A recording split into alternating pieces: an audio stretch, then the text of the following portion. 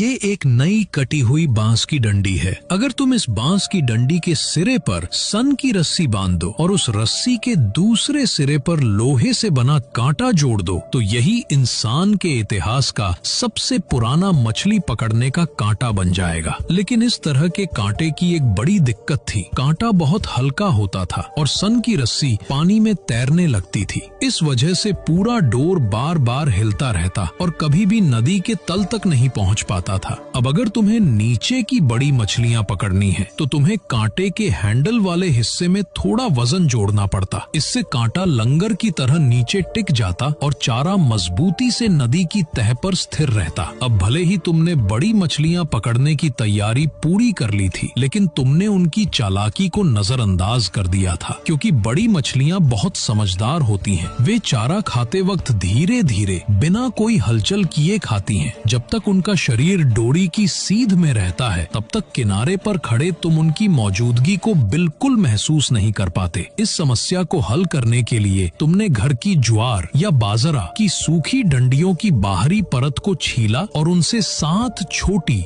हल्की तैरने वाली गोलियां बना ली। फिर तुमने इन तैरने वाली गोलियों को डोरी पर कुछ दूरी पर बांध दिया। अब जब भी नीचे लगा चारा थोड़ा सा भी हिलता तो ऊपर की ये गोलियां हल्का सा डूबने लगती और अगर उस वक्त तुमने तुरंत झटका दिया तो मछली तुम्हारे कांटे में फंस जाती। इन सब बातों को पूरा करने के बाद तुमने वास्तव में मानव इतिहास का सबसे संवेदनशील और असरदार मछली पकड़ने का तरीका खोज लिया। यही था हमारे पूर्वजों का पारंपरिक मछली पकड़ने का तरीका।